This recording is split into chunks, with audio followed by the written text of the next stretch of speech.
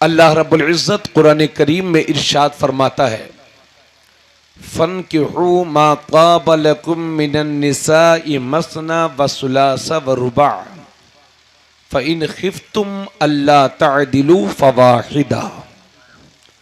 निकाह करो जो औरतें तुम्हें पसंद आए, भाएं, खुश आए, ऐसी औरतों से निकाह करो।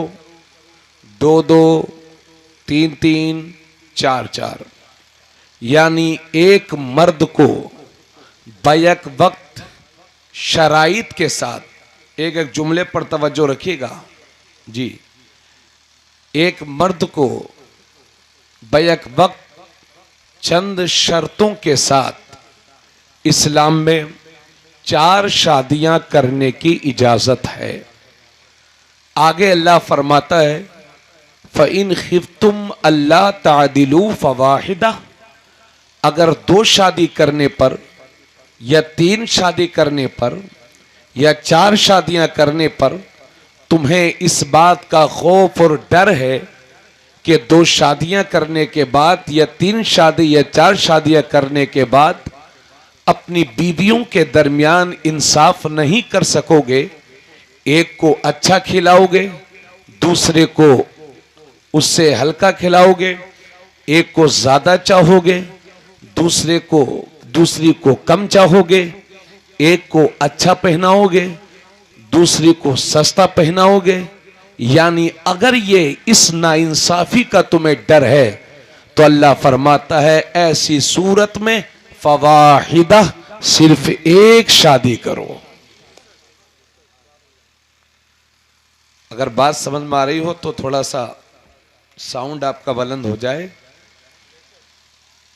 सुभान अल्लाह कहना जानते कि नहीं आए? अरे थोड़ा बोलो भाई। आप लोग तो बिल्कुल ओस को देख करके जनवरी बने बैठे हो, अभी दिसंबर नहीं शुरू हुआ है और आपने माहौल जनवरी जैसा बना रखा है। तो मेरे दोस्तों, बहुत इस सिलसिले में बातिल परस्त ताकतें इस्लाम का मजाक उड़ाती हैं और कहती हैं कि इस्लाम ने बैक वक्त 4 शादियों की इजाजत दी है। अब उसकी मैं वजह बताऊंगा। एक आयत जो मैंने खुतबे में और पढ़ी थी उसका भी तर्जमा सुन लो। अल्लाह फरमाता है, व अनकिहुल अयामा मिनकुम वस्सालिहीन मिन इबादिकुम व इमाइकुम, तुम में जो बेशोहर वाली औरतें हैं यानी जिनका निकाह नहीं हुआ है उनका निकाह करो और अपने नेक गुलामों और कनीजों का निकाह करो। इन यकूनू फुकरा युगनिहिमुल्लाहु मिन फज़लिह, अगर वो गरीब भी होंगे तो अल्लाह अपने फजल से उन्हें मालदार फरमा देगा। वल्लाहु वासिउन अलीम, और अल्लाह वुसअत वाला है, जानने वाला है।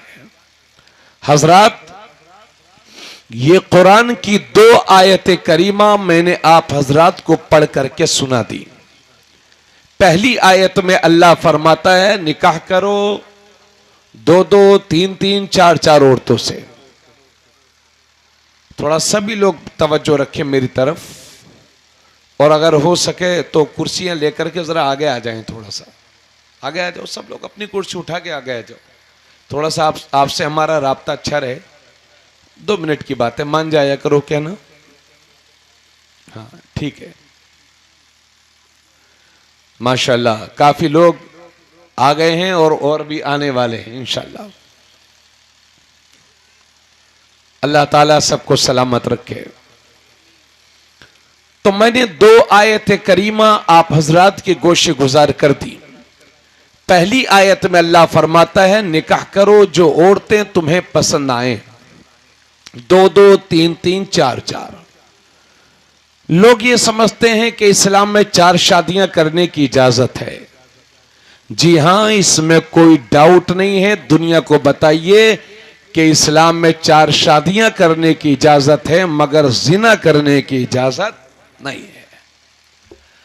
अगर कोई साहिब हैसियत है, आप मुझे बताएं कि अगर किसी की शादी हुई और शादी के बाद उसकी बीवी बीमार हो गई, क्या जरूरी है कि शादी के बाद या पहले मर्द या औरत तंदुरुस्त ही रहें? कब कौन बीमार हो जाए इसकी तो कोई गारंटी है ही नहीं। तो शादी के बाद औरत बीमार हो गई और इस लायक भी ना रही कि उसका शोहर उससे सोहबत कर सके, जिनसी ख्वाहिश जो इंसानी जरूरत है उसको पूरा कर सके, या वो तंदुरुस्त तो है लेकिन इस लायक ना रही, इस लायक नहीं है कि बच्चों को जन्म दे सके। जबकि निकाह और शादी का मकसद असली औलाद का हासिल करना है, अफजाइश नस्ल है, यानी नस्ल की बढ़ोतरी। तो जब औरत इस लायक नहीं रह जाएगी कि वो किसी बच्चे को जन्म दे सके, या इतनी बीमार है कि सोहबत भी न कर सके उसका शोहर उससे, तो आप मुझे बताइए ऐसे नाजुक वक्त में मर्द के कदम गलत रास्ते की तरफ उठ सकते हैं कि नहीं? उठ सकते हैं, नो डाउट, इसमें कोई शक नहीं, उठ सकते हैं। इस्लाम कहता है ऐसी परेशानी के वक्त में उस बेचारी को तलाक दे करके अपने घर से जुदा ना करो, बल्कि उसे भी रख लो और अपनी जिंदगी की जरूरत के लिए एक शादी और कर लो, ताकि वो उस बेचारी का भी भरम रह जाए और तुम्हारा घर भी बस जाए। बोलो सुभान अल्लाह। बातें समझ में आई कि नहीं भाई आप लोगों को? और चूंकि जिस वक्त में ये जायज किया गया था उस वक्त लोग जंगों में जाया करते थे, तो एक एक जंग में बहुत सारे, चूंकि जंगें मर्द औरतें तो लड़ती नहीं थी, मर्द जाया करते थे, तो कभी कभी ऐसा होता था कि एक एक जंग में बहुत सारे मर्द शहीद हो जाया करते थे। अब उनकी बेवाओं के लिए सहारा कौन बनेगा? इस्लाम ने इसलिए इजाजत दी कि अगर ऐसा मरहला पेश आ जाए तो लोग एक से ज्यादा शादियां करके दूसरी बेवा या मुतल्लका औरतों का सहारा बन जाए, यह है मकसद। लेकिन फिर बार बार आपको बता रहा हूं, 4 शादियां करने की बैक वक्त उसे इजाजत है जो अपनी बीवियों का खाना खर्च नानो नफका उठा सके और उनके दरमियान इंसाफ कर सके, जबकि हम इंसाफ करने के काबिल ही नहीं हैं। अरे भाई, जिसकी 2 बीवियां हो वो 2 बीवियों के दरमियान इंसाफ नहीं कर पाता, 4 के दरमियान कहां कर पाएगा? और हमने बड़े बड़े नेक परहेजगारों को देखा है, अगर 2 बीवियां हैं तो एक के लिए ज्यादा चाहत है, दूसरे के लिए कम। अगर इस नाइंसाफी का डर है तो अल्लाह फरमाता है ऐसी सूरत में सिर्फ एक शादी करो। अल्हम्दुलिल्लाह। और लोग मजाक उड़ाते हैं, मुसलमान 4 शादियां करते हैं, मुसलमान 4 शादियां करते हैं। अगर माइक पर अभी नाम गिना दूंगा तो लोगों के होश उड़ जाएंगे, लोगों के होश उड़ जाएंगे। कितनी शादियां करते हैं लोग, और शादी तो एक करते हैं मगर रखेलें कई कई रख रखी हैं। इस्लाम इसकी इजाजत नहीं देता। शादी भले से 2 कर ले लेकिन जिना ना कर, शादी 3 कर लो मगर जिना ना करो। तो ये कोई शौक में नहीं है, ये अगर जरूरत है इंसान को तो शादी करे, वरना शौक नहीं है। और इन पागलों को बता दो जो इस्लाम मुसलमानों की 4 शादियों के खिलाफ भोगते हैं कि मुसलमान 4 शादियां करते, 4 शादियां करते। ये आपका पूरा कर्री खास गांव इतना बड़ा है, मुश्किल से 2-4 लोग ऐसी होंगे कि जिनकी डबल शादी हुई होगी। एक तो होती नहीं है मियां, डबल कहां से हो जाएगी? एक तो बड़ी मुश्किल से हो रही है, डबल शादी कहां से? खैर, हमारे नबी पर ऊंधी उठती है, मुसलमानों तुम्हारे नबी ने तो 11 शादियां की हैं। और जब बातिल ताकतों की तरफ से इस तरह के एतराज होते हैं हमारे बच्चों के सामने कि अब्दुर्रहमान अब्दुल्ला तेरे नबी की तो 11 शादियां हुई हैं, तो हमारा ये बच्चा शर्म से सर झुका करके अपने घर चला आता है और माज़अल्लाह अपने ही नबी के बारे में माज़अल्लाह 100 बार माज़अल्लाह उल्टा सीधा भी सोचने लगते होंगे लेकिन ए मेरी कौम के जिम्मेदारों और ए मेरी कौम के नौजवानों, मायूस होने की जरूरत नहीं है। अगर आपसे कोई कहे कि आपके नबी ने 11 शादियां की हैं, तो जमहूर उलमा का इस बात पर इत्तिफाक है कि मेरे नबी ने 11 निकाह किए हैं, 11 नबी की बीवियां हैं, 11 बीवियां हैं मेरे नबी की। लेकिन अगर आपसे कोई कहे कि तुम्हारे नबी ने तो 11 शादियां की हैं और मजा लेने के लिए कहे, तो इसके दो जवाब हैं, एक है अकल तोड़ और एक है मुंह तोड़। अगर कोई कहे कि तुम्हारे नबी ने 11 शादियां की हैं, तो पलट के आप भी वैसे ही जवाब देना कि हमारे नबी ने शादियां ही तो की हैं, जिना करके जेल थोड़ी गए थे। शादियां ही तो की हैं, जिना करके जेल थोड़ी गए थे। और दूसरा जवाब यह है कि मेरे नबी ने जो 11 शादियां की हैं, 11 निकाह किए हैं, तारीख बताती है उन 11 नबी की बीवियों में सिर्फ एक ही कुंवारी थी और उनका नाम है हजरत आयशा। बाकी जितनी थी या तो बेवा या मुतल्लका। मतलब यह है कि जिसका सहारा रूठ गया उसे मदीने वाले ने सहारा दे दिया है।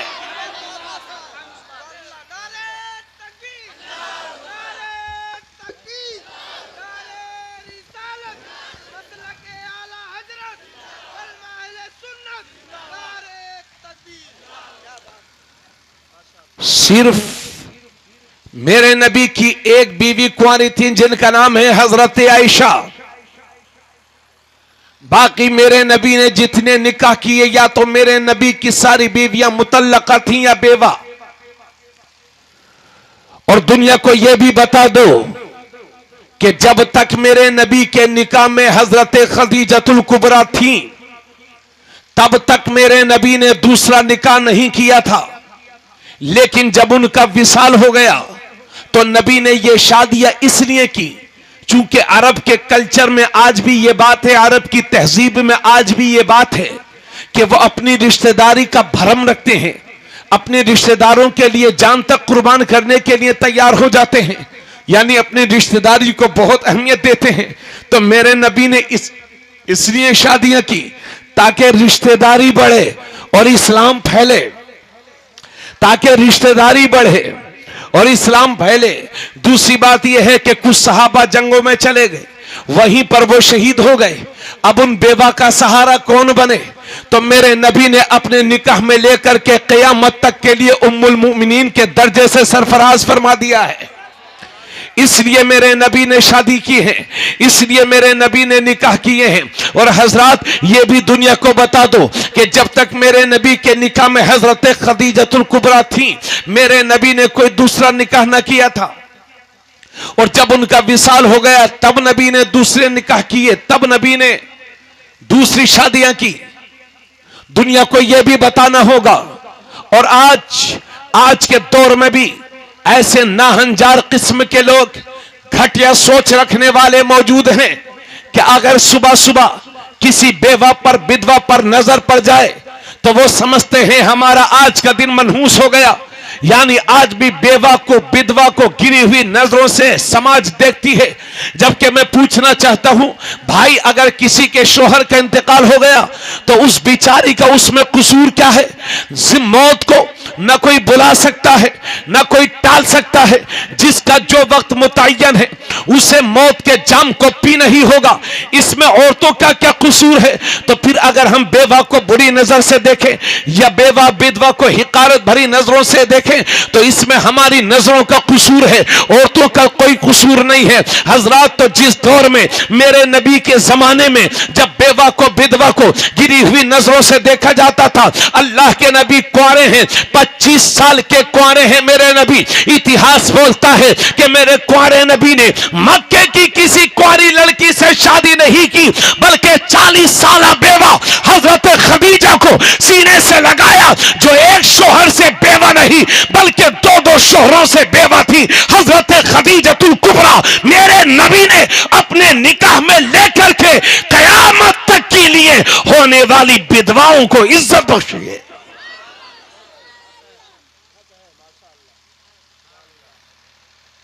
खुद भी मेरे नबी ने बेवा से निकाह फरमाया। और हजरत अली रावी हैं इस हदीस के नबी फरमाते हैं, तवज्जो है ना आप लोगों की?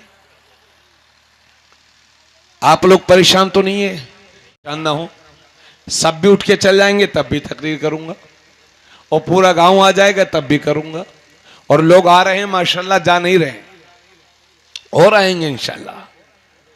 तवज्जो चाहूंगा, नबी ने हजरत अली से फरमाया था, ए अली, 3 कामों में कभी देर मत करना। जब नमाज का वक्त हो जाए तो नमाज की अदायगी में देर मत करना, और जब जनाजा तैयार हो जाए तो उसकी नमाज जनाजा पढ़ने में देर मत करना, और जब किसी बेवा का विधवा का मुनासिब रिश्ता मिल जाए तो नबी फरमाते हैं उसका निकाह करने में देर मत करना। थोड़ा बोलते रहिए। जब नमाज की बात आ गई है तो 2-3 बातें और।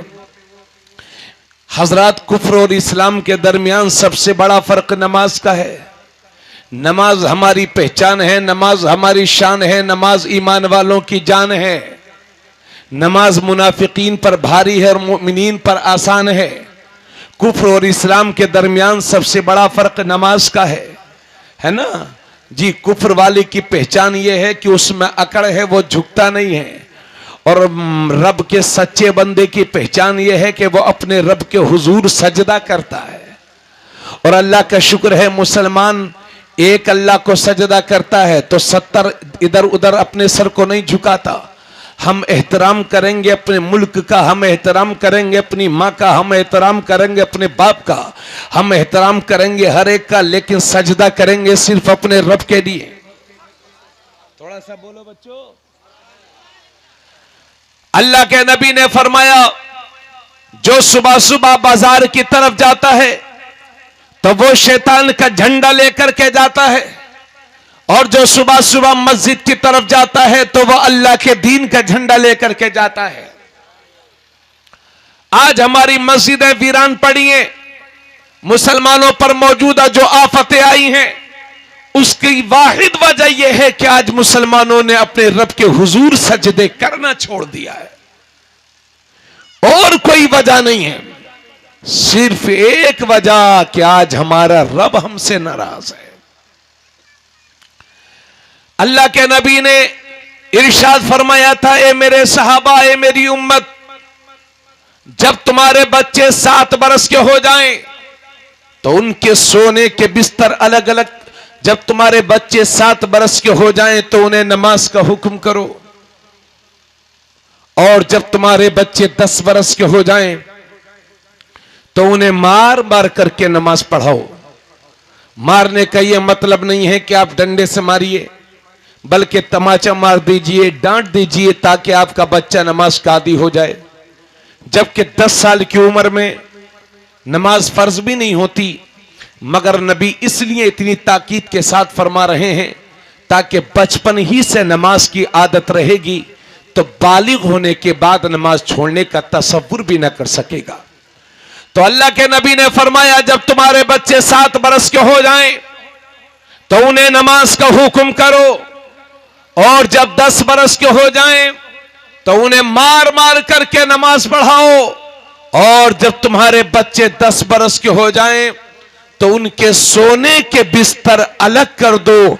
यानी 10 साल उम्र होने के बाद कोई भी भाई अपनी बहन के साथ न सोए और ना कोई बहन अपने भाई के साथ सोए, है ना। यानी जब बच्चे 10 साल के हो जाएं तो उनके सोने के बिस्तर अलग अलग कर दीजिए, ये हमारे नबी फरमाते हैं।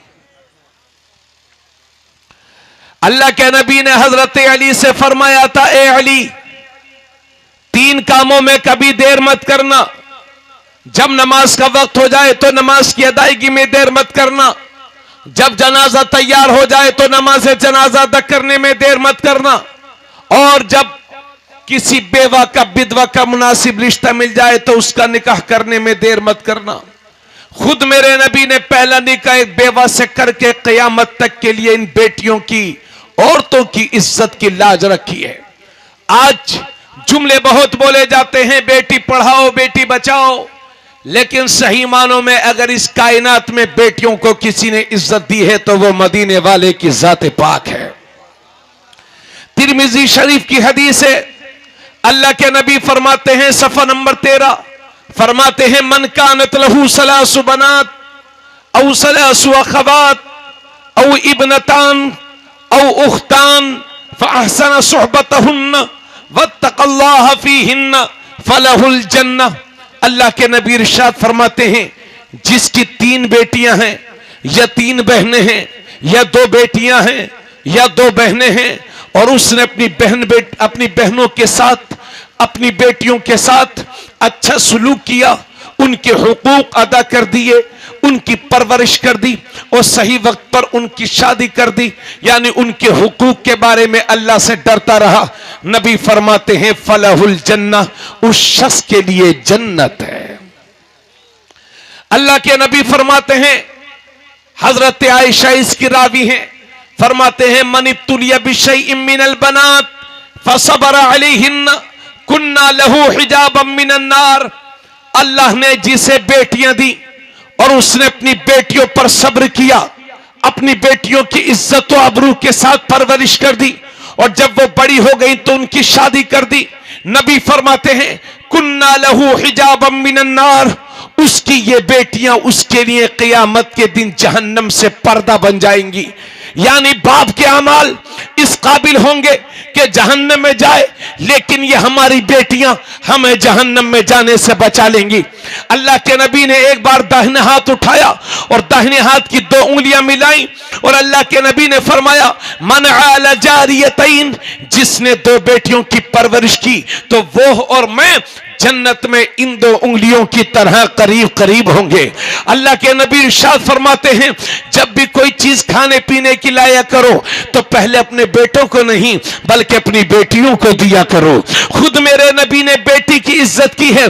जब कभी मेरे नबी तशरीफ फरमा होते और इतने में हजरत फातिमा तशरीफ लाती तो मेरे नबी अपनी जगह छोड़ करके अपनी बेटी के इस्तकबाल के लिए खड़े हो जाते और अपनी जगह पर मेरे नबी अपनी बेटी को बिठा करके इन दुनिया वालों को बेटियों की इज्जत बता रहे हैं, बेटियों का एहतराम बता रहे हैं। अभी 8 महीने पहले मैंने किसी अखबार में पढ़ा था कि भारत का सुप्रीम कोर्ट यह कहता है कि जिस तरह से बाप की जायदाद में उसके बेटों का हक है, इसी तरह से उसकी बेटियों का हक है। लेकिन एक कर्री खास और खलीलाबाद के सुन्नी मुसलमानों, मैं अर्ज ये करना चाह रहा हूं, हमारे लिए तो यह फख्र की बात है कि भारत का सुप्रीम कोर्ट जो बात आज कह रहा है वही बात मदीने के दारुल हुकूमत से हमारे नबी 1400 साल पहले दुनिया को बता रहे हैं और फरमा रहे हैं कि बाप की जायदाद में जिस तरह से उसके बेटों का हक है,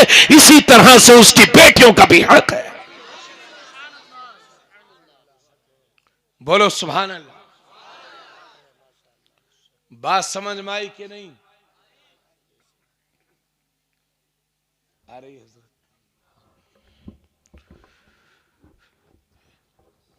इतना अर्ज करने के बाद कुछ बातें जरा संजीदगी से सुन लीजिए, तवज्जो फरमाए मेरी मां बहनें, खामोशी इख्तियार फरमाए।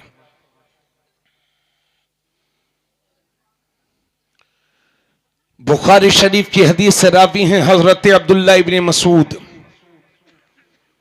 नबी करीम सल्लल्लाहु अलैहि वसल्लम फरमाते हैं या माशर शबाब मन इस्तता मिनकुमुल बाअत फल्यतज़व्वज फ़इन्नहु अग़द्दु लिलबसर व अहसनु लिलफ़र्ज व मन लम यस्तति फ़अलैहि बिस्सौम फ़इन्नहु लहू विजा। नबी करीम सल्लल्लाहु अलैहि वसल्लम ने फरमाया, ए नौजवानों के गिरोह, तुम में से जो इस्तिताअत रखता है शादी करने की, निकाह करने की, तो उसे चाहिए कि शादी करे, क्योंकि ये शादी करना, ये निकाह निगाहों को अजनबिया औरतों की तरफ जाने से रोकता है और शर्मगाह की हिफाजत करता है। वमन लम यस्तति फ़अलैहि बिस्सौम, और जो शादी की इस्तिताअत नहीं रखता, नबी फरमाते हैं उसे चाहिए कि रोजा रखा करे, चूंकि रोजा शहवतों को तोड़ दिया करता है। तो इस हदीस में साफ साफ हुक्म है कि नौजवानों शादियां करो।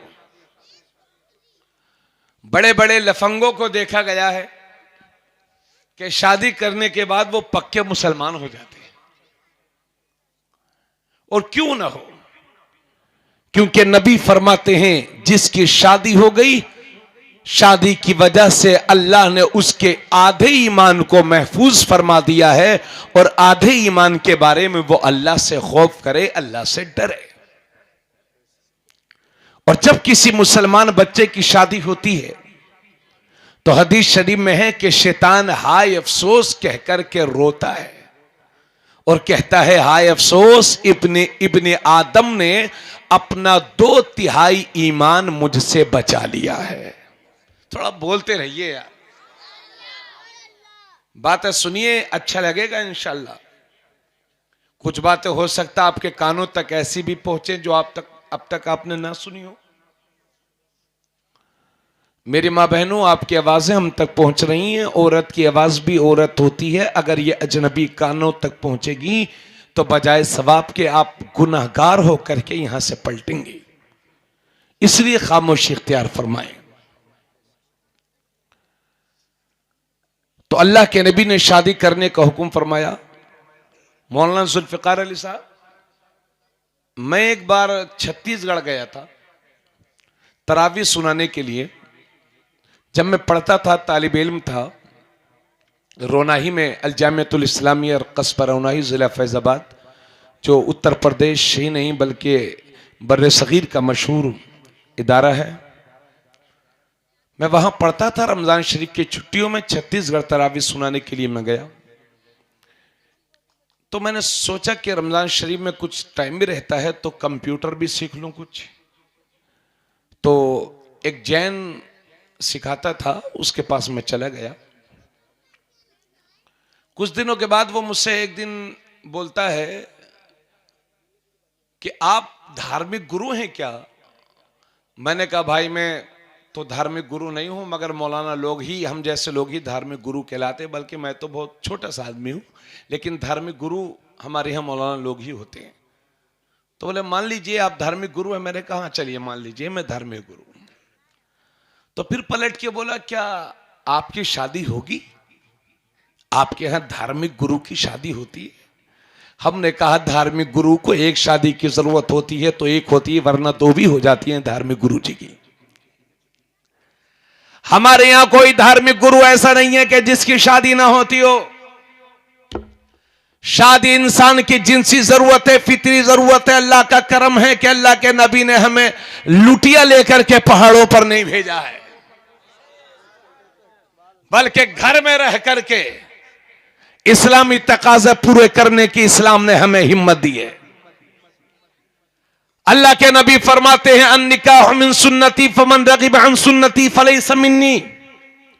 निकाह मेरी सुन्नत है और जिसने मेरी सुन्नत से मुंह फेरा वो हम में से नहीं है।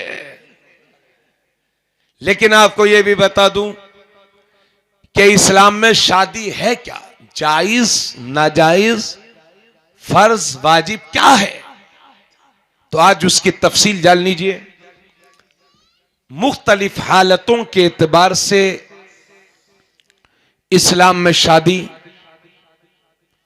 के बारे में आप समाअत करें।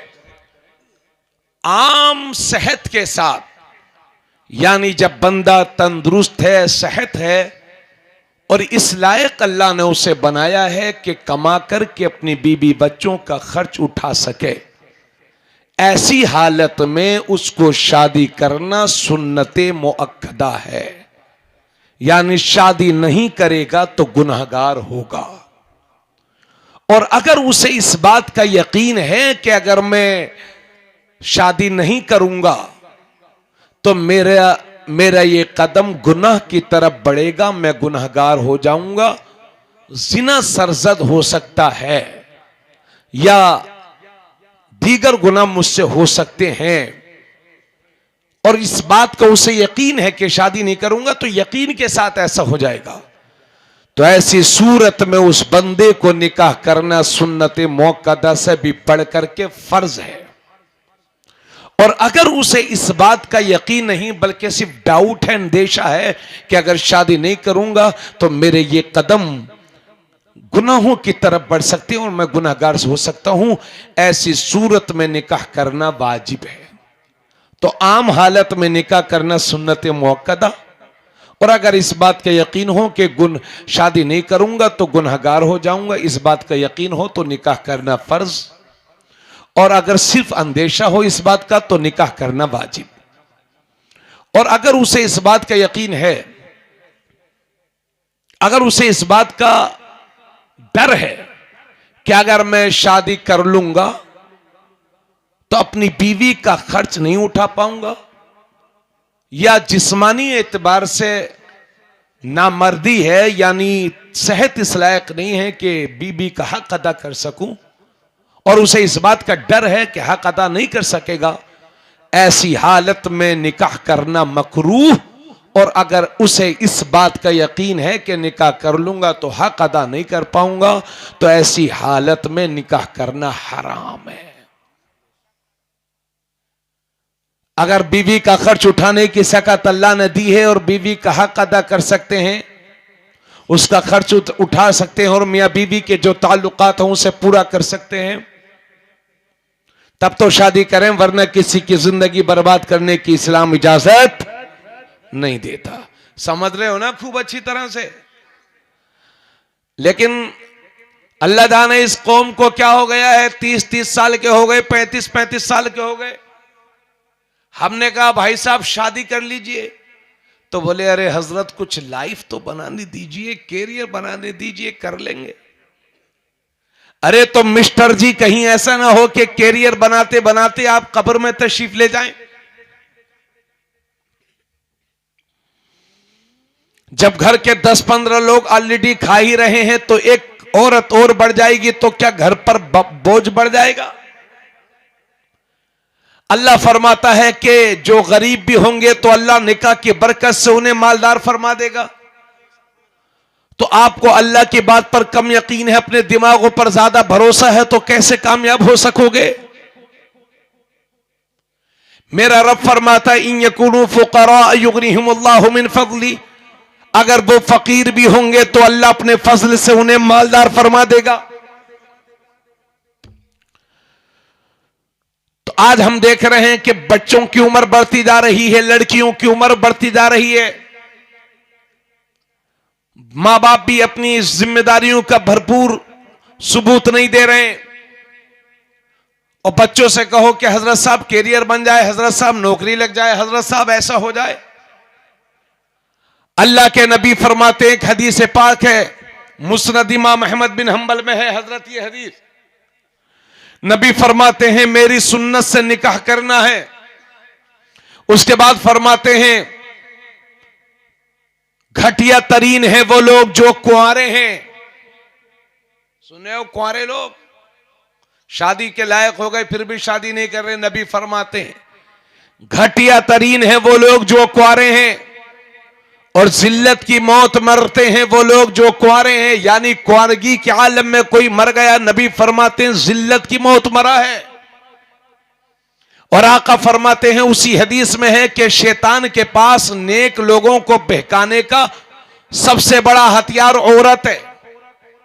हां, वो नेक लोग के जिन्हें जो शादीशुदा हो, यानी बड़े बड़े नेक लोगों को शैतान औरतों के जरिए से बहका ले जाता है। इसलिए अपने नबी के पैगाम पर अमल करो। नबी फरमाते हैं तुम में से जो इस्तिताअत रखता है शादी करने की, उससे चाहिए कि शादी करे। लेकिन आज मेरी कौम की बुरी रस्मों ने और फजूल खर्चियों ने इन शादियों को इतना मुश्किल बना दिया है कि जिना आसान हो गया, निकाह मुश्किल। 200-200 बराती, 300-300 बराती, 400-400 बराती, और खाने में कई कई तरह के खाने, कहीं 80 रंग के हैं, कहीं 50 रंग के, कहीं 30 रंग के, तो कहीं 20 रंग के। अरे भाई पेट है कि इंडिया गेट, कितना खाओगे? कभी 20 रुपए की पानी की बोतल लेकर के अपने घर में न पी होगी, मगर शादी में जाकर के मियां 20 रुपए की बोतल, पानी की बोतल से थोड़ा सा पी रहे हैं, थोड़ा सा हाथ धुल रहे हैं, थोड़ा सा फेंक रहे हैं। चिकन फ्राई पेट भर के खाने के बाद कहते हैं नमक कम था। यानी इतने बड़े नवाब के, लखनऊ के नवाब भी अपनी कब्रों में देखते होंगे तो शर्मिंदा होते होंगे कि हमसे बड़े नवाब तो ये 21वीं सदी के लोग हैं। अरे क्यों अपने पैरों पर कुल्हाड़ी मार रहे हो अपने हाथों से मुसलमानों? जमीनें बेच बेच के शादी करने वालों, लोन ले लेकर के शादी करने वालों, कर्ज ले लेकर के शादी करने वालों, कल जब महंगाई बढ़ जाएगी और तुम्हारे घर में 2 4 5 पोतियां होंगी, आज तो जमीन है, जमीन बेच के जहेज की डिमांड, जहेज के भिखारियों की डिमांड पूरी कर दोगे। लेकिन कल जब जमीनें भी बिक जाएंगी, महंगाई बढ़ जाएगी, तब क्या करोगे? इसलिए खुदारा, अगर लड़के वाले ये सोचते हैं, लड़की वाले ये सोचते हैं कि साहब हमें लड़का चाहिए, तो लड़के वाले को भी तो लड़की चाहिए। अगर लड़का लड़की की जरूरत है तो लड़के की भी जरूरत लड़की है। अगर आप लड़की नहीं देंगे तब समाज में बुराइयां फैलेंगी। अगर लड़के लड़कियों से निकाह नहीं करेंगे तो बुराइयां फैलेंगी। इसलिए मुसलमानों, यह हमारी मुश्तरका जिम्मेदारी है कि खुदारा अल्लाह का खौफ अपने दिल में रखें और शादियों में कम से कम खर्च करें।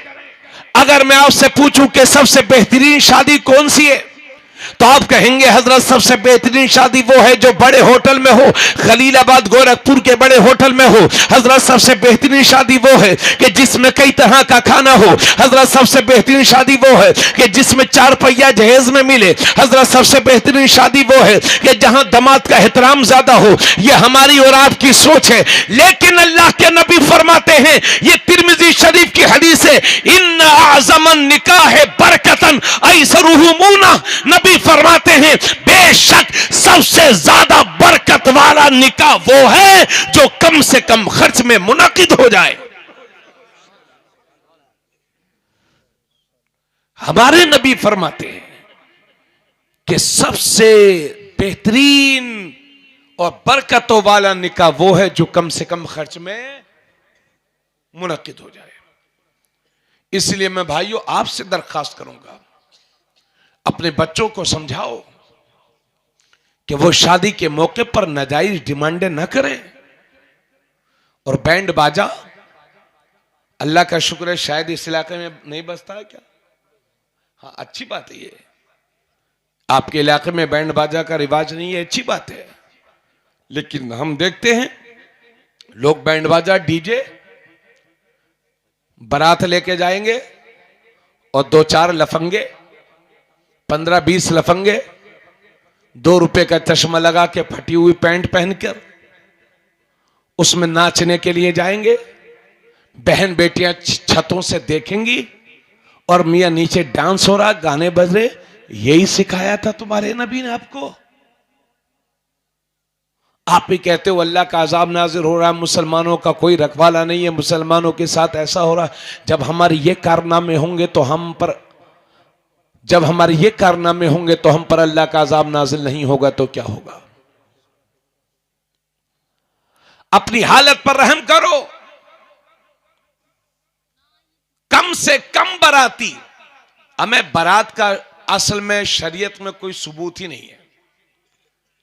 बस ये है कि चंद लोग जाएं और निकाह करने के बाद दुल्हन को अपने घर ले आए।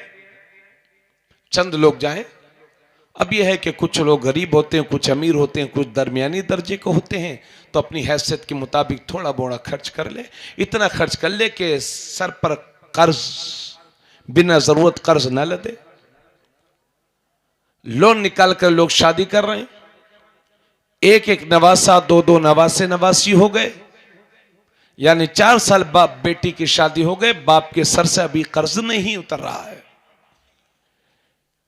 आज तुम्हारे मुआशरे में तुम्हारे वो भाई भी हैं कि जिनकी कई कई बेटियां जवान हैं, रातों में लोगों से मुंह छुपा छुपा करके रोते हैं।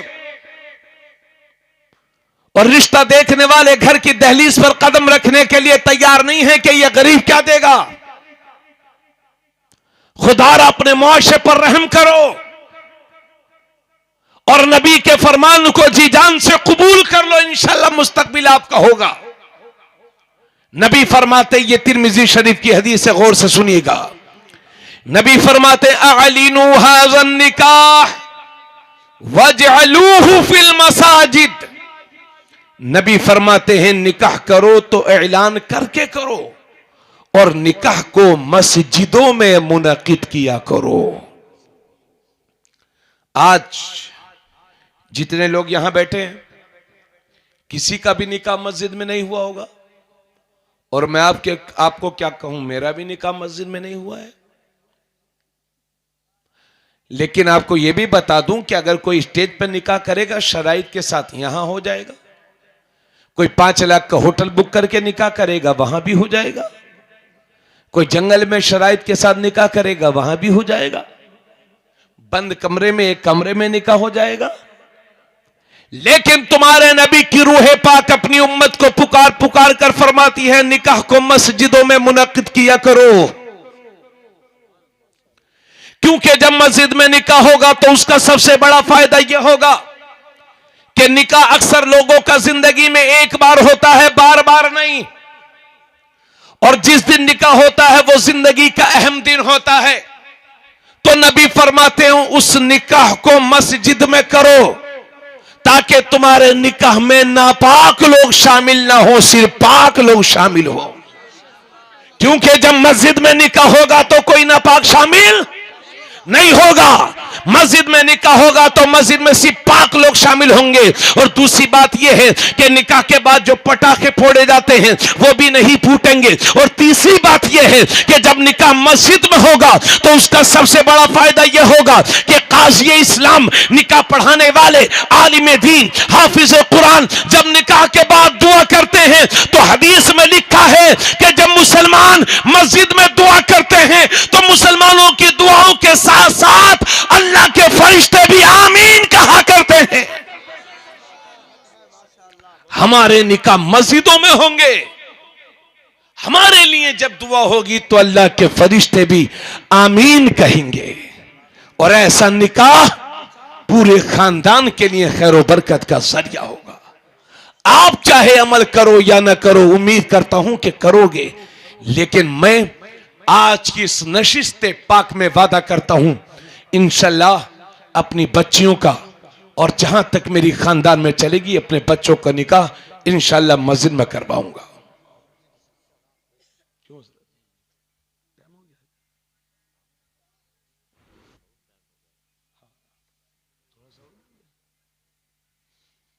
बस 5 से 10 मिनट और बोल दीजिए। तो निकाह में मस्जिद में निकाह करेंगे तो इंशाअल्लाह उसकी बरकतें मिलेंगी। और जब निकाह मस्जिद में हो जाएगा तो आदमी कहेगा यार निकाह तो हो ही गया है, अब होटल बुक करके क्या करेंगे। आपका लाखों रुपया बचेगा और आप अपनी उस मेहनत की कमाई को, जिसे आपने कई सालों से कमा कमा के जमा करके रखा है, आप उस कमाई को अपने बच्चों की तालीम पर खर्च करिए। क्योंकि आने वाला वक्त इल्म का वक्त है, तालीम का वक्त है। जमाने पर वही कौमें हुकूमतें करती हैं कि जिनके बच्चों के हाथ में कलम होता है, जिनके बच्चों के हाथ कलम और किताबों से सजे होते हैं। इसलिए हिंदुस्तान के मुसलमानों, अगर इस मुल्क में अपनी नस्लों को बेहतर देखना चाहते हो तो फिर अपने बच्चों को अपनी हैसियत से बढ़ करके पढ़ाओ लिखाओ। कपड़े पुराने पहन लो मगर याद रहे तुम्हारा बच्चा जाहिल ना रहने पाए। लुक में सूखे खा लो मगर मिशन छेड़ दो कि तुम्हारा बच्चा जाहिल ना रहने पाए। जमाने पर उसी कौम का राज होता है कि जिस कौम के बच्चे तालीम याफ्ता होते हैं। आज मेरे कौम के बच्चों की जो हालत है वो नागुफ्तगी है। हमारे बच्चे लंबे लंबे बाल रख करके, बड़े बड़े मोबाइल हाथों में रख करके मोटरसाइकिलों पर घूम रहे, कानों में लीटें लगी हैं, न बड़े का एहतराम पता है, न छोटे पर शफकत पता है, न उलमा की इज्जत का पता है, न नमाज याद है, न रोजा याद है, न माँ बाप की फरमाबरदारी है। अजीब आलम है मेरी कौम का, यह हालत बना रख। नबी फरमाते हैं, जिसने मेरी उम्मत के बिगड़ते वक्त, जिसने मेरी उम्मत के बिगाड़ के वक्त मेरी किसी सुन्नत पर अमल किया तो अल्लाह उसे 100 शहीदों का सवाब अता फरमाएगा। और नबी फरमाते हैं कि जिसने मेरी किसी सुन्नत को जिंदा की, गोया कि उसने मुझे जिंदा किया, और जिसने मुझे जिंदा किया कल कयामत के दिन जन्नत में वो मेरे साथ दाखिल होगा। इसलिए ये जो हमारे घरों में मेहंदी की रस्म है, मांझा, तेल, मढ़ा, एक दिन पहले खाना खिलाते हैं उसको मढ़ा बोलते हैं। इस्लाम में इसका कोई वजूद ही नहीं है मढ़े का। वलीमे का इस्लाम में हुक्म है। अल्लाह के नबी फरमाते हैं, बुखारी शरीफ की हदीस है, औलिम वलो बिशातिन, वलीमा करो अगरचे एक बकरी का ही सही। अगर बकरी ना हो सके तो आप कुछ कोई भी चीज बिला तकल्लुफ हो, बिला तफाखुर, यानी जिसमें रियाकारी ना हो, दिखावा ना हो, कर्ज ना लिया गया हो, उसके लिए आप ऐसी किसी भी चीज को तनावुल फरमा सकते हैं, खा सकते हैं। ठीक है। और एक हदीस शरीफ और सुन लीजिए, एक हदीस शरीफ और सुन लीजिए। नबी करीम सल्लल्लाहु अलैहि वसल्लम फरमाते हैं, शर्रु तामी तामुल वलीमा युदआ लहल अगनिया व युतरकुल फुकरा। नबी करीम सल्लल्लाहु अलैहि वसल्लम फरमाते हैं कि सबसे बुरा खाना, सबसे बुरा खाना वलीमे का, शादी का वो खाना है कि जिसमें अमीरों को तो बुलाया जाए और बेचारे गरीबों को छोड़ दिया जाए। आज लोग होटल में शादी करते हैं, किसी गरीब को दावत नहीं देते, कहीं ऐसा ना हो कि ये फटा पुराना लिबास पहन करके हमारी बेइज्जती करवा डाले, माज़अल्लाह। और ऐसे लोगों को दावत देंगे जो पहचानते भी ना हो, मगर झूठी दावत, ताकि हमारी शान में इजाफा हो जाए। वलिल्लाहिल इज्जतु वली रसूलिही वलिल मोमिनीन, इज्जत अल्लाह के लिए है, इज्जत रसूलुल्लाह के लिए है, और इज्जत हर मुसलमान के लिए है। इसलिए अपने मुसलमान भाई को हिकारत की नजर से न देखो भाइयों। अमीरी गरीबी लगी रहती है, कोई पता नहीं कब कौन गरीब हो जाए और कब कोई अमीर हो जाए। इसलिए अपनी शादियों के मौके पर, बिया के मौके पर या दीगर दावतों में जहां अमीरों को दावत दो, वहां अपने गरीब भाइयों को भी दावत दिया करो, उन्हें भी खिलाया करो हजरात।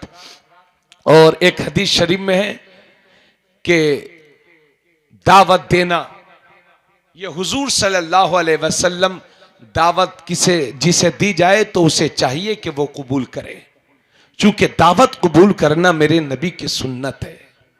बिना वजह शरई जो किसी की दावत को कबूल नहीं करेगा तो हदीस शरीफ में है उसने अल्लाह और उसके रसूल की नाफरमानी की है। और एक उसी हदीस में है, नबी फरमाते हैं जो बगैर किसी दावत के कहीं खाने पहुंच गया। कुछ लोग ऐसे भी होते हैं गांवों में, कस्बों में, शहरों में भी हर जगह होते हैं कि उन्हें दावत दो या ना दो, समझ गए ना, हर जगह वो आपको उपलब्ध मिलेंगे, बगैर दावत के पहुंच जाते हैं।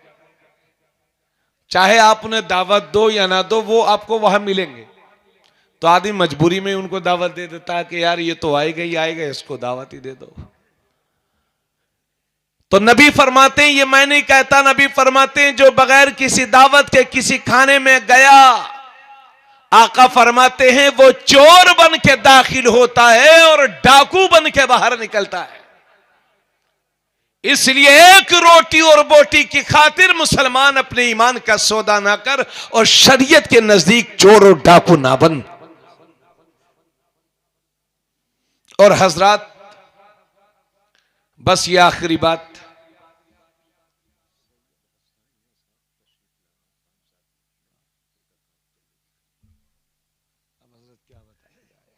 चलिए आप फरमा रहे, मैं अमल करता हूं।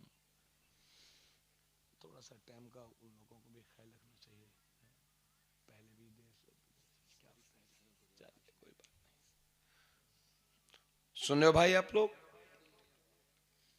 तो एक मिशन और छेड़े हुए हैं लोग, हम दो हमारे दो। और ये कौन नारा लगा रहा है मालूम है? जिसका एक भी नहीं है। हम दो हमारे दो। मियां बसों पे भी देखो हम दो हमारे दो, और जिसने लिखा उसका नंबर खुद उसके घर में छठा होगा, यानी 5 भाई बहन उससे बड़े होंगे। अगर इसके अब्बा भी हम दो और हमारे दो करते तो ये पैदा ही नहीं होता। ये जितने हम दो हमारे दो वाले, इनकी कुंडली खंगाल लीजिए, सबका नंबर किसी का छठा होगा, किसी का 7वां, किसी का 5वां, और हम दो हमारे दो। एक सहाबी अल्लाह के नबी की बारगाह में हाजिर हुए, अर्ज करते हैं या रसूल अल्लाह, मुझे एक औरत पसंद आ गई है जो इज्जत वाली है, मनसब वाली है। या रसूल अल्लाह, मैं उससे निकाह करना चाहता हूं। तो अल्लाह के नबी सल्लल्लाहु अलैहि वसल्लम ने फरमाया, आप उससे निकाह करने चाहते हैं? वो साहबी बोले, हाँ या रसूल अल्लाह, निकाह करना चाहता हूं, मगर हाँ या रसूल अल्लाह, उस औरत के बच्चे नहीं होते हैं। अल्लाह के नबी ने मना फरमाया कि ऐसी औरत से शादी ना करो। फिर वो दूसरी बार अर्ज करते हैं, या रसूल अल्लाह, मुझे इज्जत और मनसब वाली एक औरत पसंद आ गई है, मैं उससे निकाह करना चाहता हूं, मगर या रसूल अल्लाह, उसके बच्चे नहीं होते हैं। अल्लाह के नबी ने फरमाया, ऐसी औरत से शादी ना करो। फिर वो तीसरी बार अर्ज करते हैं, या रसूल अल्लाह, मुझे इज्जत और मनसब वाली एक औरत पसंद आ गई है, मगर उसके बच्चे नहीं होते, क्या मैं उससे निकाह कर लूं? तो नबी ने तीसरी बार उसके सवाल के जवाब में फरमाया, ऐसी औरत से शादी करो जो मोहब्बत करने वाली हो और बच्चा जनने वाली हो, ताकि दूसरी उम्मतों के साथ कयामत के दिन तुम्हारी कसरत पर मैं फख्र करूं। यह है मियां इस्लामी सोच। मगर हालात को देखते हुए तो आपके ईमान में कमजोरी आ गई है। अब तो मियां जेब में 2 रुपये आ गए तो मास्टर साहब और डॉक्टर साहब भी कह रहे हैं, हम दो हमारे दो, हम दो हमारे दो। मैं तो डॉक्टर बाद में है, मुसलमान पहले है। इंजीनियर बाद में है, मुसलमान पहले है। अल्लाह फरमाता है, वला तक़्तुलू औलादकुम खश्यत इमलाक, अपनी औलाद को मुफलिसी के डर से कत्ल न करो। नहनु नरज़ुकुकुम व इय्याहुम, हम उन्हें भी रिस्क देंगे और हम तुम्हें भी रिस्क देंगे। इसलिए बिना वजह शरी इन औरतों के पेट में बच्चों के मर्डर ना करो, अबॉर्शन बिला जरूरत के ना कराओ। शरई जरूरत के पेशे नजर शर्तों के साथ इस्लाम इजाजत देता है, लेकिन यह शौकिया तौर पर इस्लाम इसकी कतई इजाजत नहीं देता। तो हम दो हमारे दो, और बाकी सारी तफसील हर बात मैं एक पर नहीं कह सकता। बाज लोग कुछ उल्टा सीधा मतलब नहीं समझे, मौलाना जुल्फिकार साहब से समझ लीजिएगा। अगर कुछ आपको बातें कुछ समझने चाहते हैं तो, या मुझसे बाद में समझ लीजिएगा। यानी बच्चा ठहरने के बाद उसका मर्डर मत कीजिए जी। और ऐसी औरतों से शादी करिए जो बच्चा जनने की सलाहियत रखती हो, और जो ज्यादा बच्चे जनने की सलाहियत रखती हो। यह असल में पहले जमाने में कुछ पुरानी औरतें होती थीं, उनको पहचान हो जाया करती थी, और ये खानदानी कुछ हालात भी होते थे। आप मेरी बात सुन लीजिए, बस मैं तकरीर खत्म कर रहा हूं। सैयद साहब आएंगे, उनके मैं हाथ में मैक दे दूंगा। और ये मेरी बात सुन लीजिए, अल्लाह के नबी फरमाते हैं किसी भी औरत से 4 वजहों से निकाह होता है। कितनी वजहों से? सुन लीजिए, किसी भी औरत से शादी या तो इस वजह से होती है कि वो माल वाली है, मालदार है, या इस वजह से शादी होती है कि वो बड़े खानदान की है, या इस वजह से शादी होती है कि वो निहायत हसीना जमीला खूबसूरत है, और चौथी वजह नबी फरमाते हैं किसी औरत से इस वजह से शादी होती है। ये अफरा तफरी मत मचाना, एक जिम्मेदारी शहरी होने का सबूत दिया करो। हजरत आएंगे, यहीं आएंगे ना, आप आएंगे यहीं ज़ारत कर लेना, बातें सुन लीजिए, अफरा तफरी नहीं मचाते। पिछली बार भी आया था तो हजरत पूरा जलसा जो है बाद में हमसे कहते हैं हजरत बिठा दीजिए, जमा दीजिए। हम क्या खाक जमाएंगे यार, हमारे खुद ऐसी कम तैसी करते हैं लोग, तो हम क्या जमाएं, खुद जमाए लोग। खैर, 4 बातों की वजह से, हसब की बुनियाद पर, खानदान की बुनियाद पर, माल की बुनियाद पर, और चौथी चीज किसी लड़की से इसलिए निकाह किया जाता है कि वो दीनदार है। नबी फरमाते हैं तुम अपने निकाह में दीनदार लड़की को तलाश करो। नबी फरमाते हैं अगर कोई किसी औरत से इस वजह से शादी करता है कि वो बड़े खानदान की है, अगर मेरा निकाह उस खानदान की लड़की से हो जाएगा तो गांव में मेरी भी बट बन जाएगी। अल्लाह के नबी फरमाते हैं जो इस नियत के साथ शादी करता है कि उस खानदान की लड़की से शादी करूंगा तो बड़े घराने का दामाद हो जाऊंगा, मेरी इज्जत बढ़ेगी, अल्लाह के नबी फरमाते हैं ऐसी नियत के साथ शादी करने वाला और भी ज्यादा बेहैसियत और जलील हो जाएगा।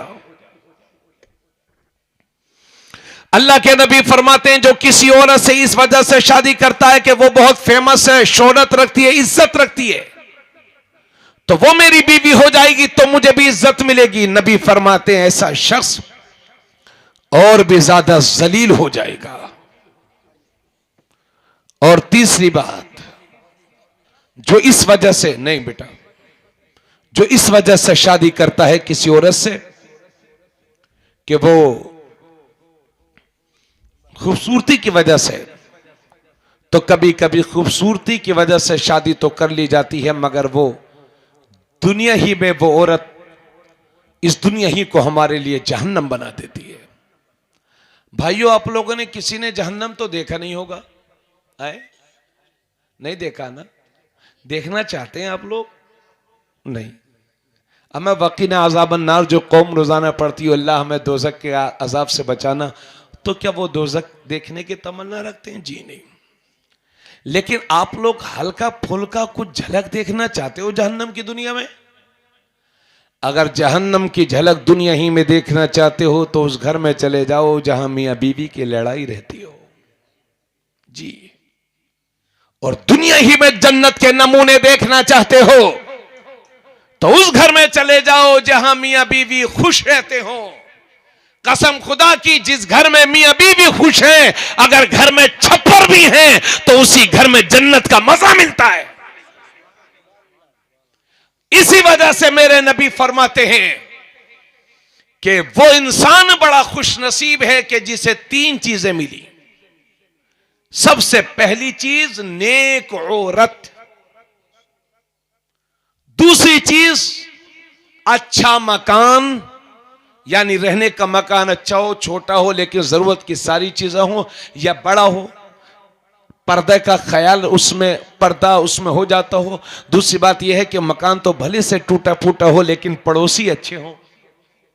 तो नबी फरमाते खुशनसीबी से ये 3 चीजें मिलती हैं। हुजूर फरमाते वो इंसान बड़ा खुशनसीब है कि जिसे 3 चीजें मिली।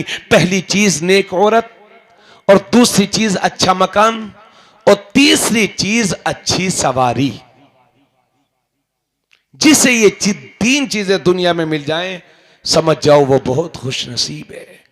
और नबी फरमाते हैं ये इंसान की बदबख्ती से है कि जिसे 3 चीजें मिले, बुरी औरत, बुरा मकान, बुरी सवारी। अल्लाह का शुक्र है इसमें अक्सर लोग वो बैठे होंगे कि जिनकी बीवी भी अच्छी है, घर भी अच्छा है और सवारी भी उनके पास। अल्लाह का शुक्र है।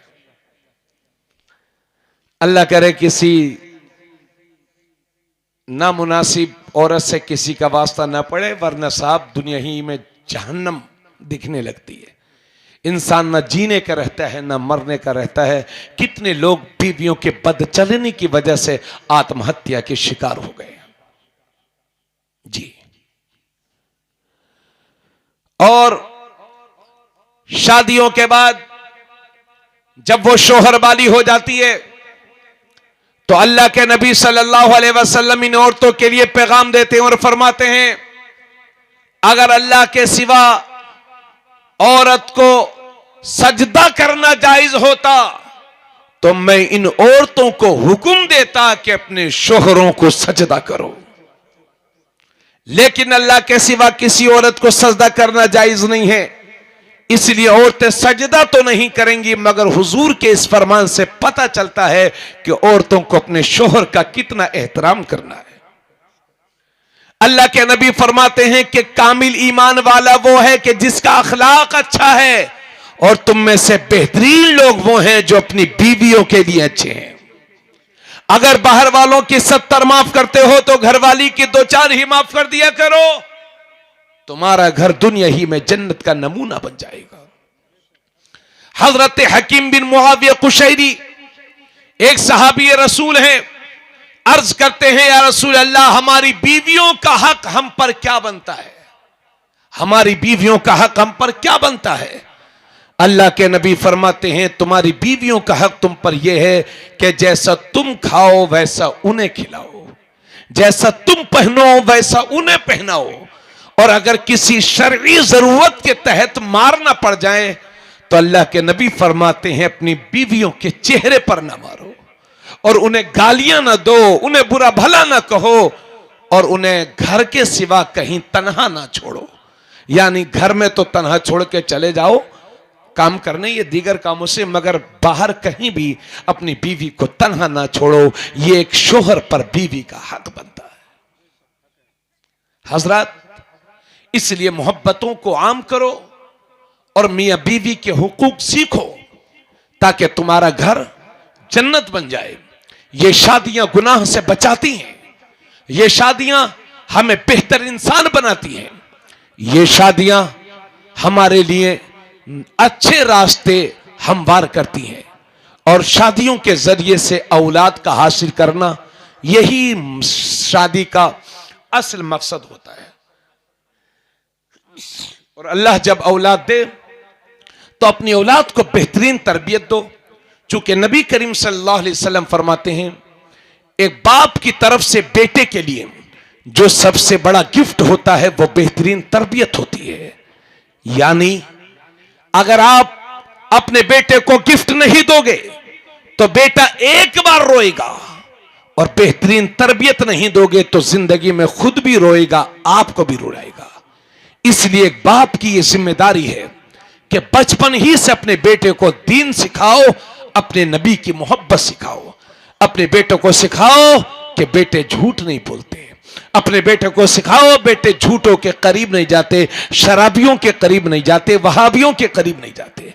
लेकिन अफसोस के साथ मुझे यह भी याद आ गया कि आज हम दीनदार लड़की देखने के बजाय बस ये देख रहे हैं कि दामाद मालदार है कि नहीं, और लड़की बड़े घराने की है कि नहीं, वहाबी हो या सुन्नी, इससे कोई गर्ज नहीं है। मियां बारातें जा रही हैं वहाबियों में, लड़की आ रही है वहाबियों के घर से, और फिर हमसे कहते हैं हजरत वो वहाबियत बहुत फैल रही है, जरा तकरीर कर दीजिए। शादी करें आप, वहाबियत फैले आपके जरिए से, और जिम्मेदार हो उलमा। सिर्फ तकरीरों से समाज में बेहतरी नहीं आएगी जब तक कि आपके कदम नहीं उठेंगे। हम सिर्फ तकरीर कर सकते हैं, लेकिन समाज को बेहतर बनाना यह आपकी भी जिम्मेदारी है।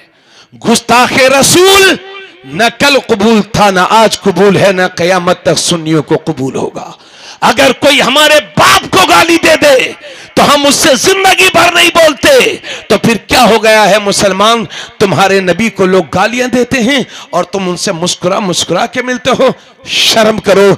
जिस तरह से शराबी के पास बैठने वाला शराबी हो जाता है, इसी तरह से वहाबी के पास बैठने वाला वहाबी हो जाता है। अपने बच्चों को शराब के नशे से भी बचाओ और अपने बच्चों को वहाबियत और देवबंदियत से भी बचाओ। गरीब की बच्ची लाओ, गरीब दमाश तलाशो, लेकिन सुन्नी सहीहुल अकीदा तलाशो।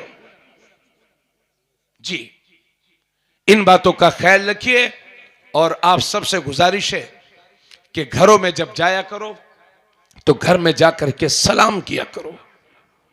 और आजकल हमारे यहां रिवाज ये है कि मर्द लोग अपनी बीवियों को सलाम नहीं करते। पूरी दुनिया में सलाम करेंगे, हाजी साहब, नमाजी साहब और मास्टर साहब और डॉक्टर साहब और मौलवी साहब, मुफ्ती साहब, कारी साहब, इमाम साहब, अस्सलाम वालेकुम, लेकिन जब घर में आएंगे तो मुंह बंद।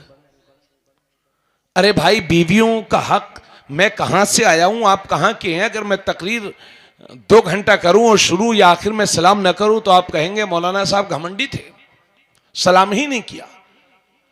तो जब मेरा आप पर हक बनता है कि आप मुझे सलाम करें, मैं आपका जवाब दूं, और आप मुझे सलाम करें, मैं आपका जवाब दूं, आप मुझे सलाम करें, मैं आपका जवाब दूं, और मैं आपको सलाम करूं, आप मुझे जवाब दें। एक मोमिन का दूसरे मोमिन पर यह हक बनता है, तो वो हमारी बीवियां जो हमारे दिल के सबसे ज्यादा करीब हैं, हम उन्हें क्यों सलाम नहीं करते? लेकिन अजीब मिजाज है हमारी कौम का। अल्लाह इस कौम को हिदायत दे। अगर किसी दीनदार लड़के की शादी हुई और उसने अपनी बीवी को सलाम कर लिया तो उसकी मां पूरे मोहल्ले की औरतों के साथ पंचायत करेगी, लो बहनी, हमारा भैया तो हमारे हाथों से निकल गया है, वो तो बीवी का गुलाम हो गया है, वो तो बीवी का पल्लू थामे घूम रहा है। ये हमारी शरीयत से दूरी का नतीजा है, उलमा की सोबत से दूरी का नतीजा है। आप चाहे जो भी समझो, आप ये समझते हो कि बीवी को सलाम करने वाला बीवी का गुलाम होता है, लेकिन मैंने हदीस में पढ़ा है, अपने उलमा से सुना है कि जब कभी मेरे नबी अपने घर में दाखिल होते थे तो अपनी बीवियों को सलाम किया करते थे। पता चला कि बीवी को सलाम करने वाला बीवी का गुलाम नहीं होता, मेरे नबी का गुलाम होता है। इसलिए अपने घर जाओ तो अपनी बीवियों को सलाम करो, और घर में कोई ना हो, घर खाली हो, तो उलमा फरमाते हैं अगर खाली घर में जाओ तो फिर अपने नबी को सलाम करो, चूंकि हर मुसलमान के घर में मेरे नबी की रूह पाक मौजूद रहती है। अल्लाह पाक शरीयत की रोशनी में हम सबको शादियां करने की तौफीक अता फरमाए। अजीज़ा मोहम्मद शमीम को बहुत बहुत मुबारकबाद, मोहम्मद वसीम को बहुत बहुत मुबारकबाद, दिली दुआएं, परवरदिगार आलम शरफ़ क़बूलियत से मालामाल फरमाए। अस्सलामु अलैकुम व रहमतुल्लाहि व बरकातुहू।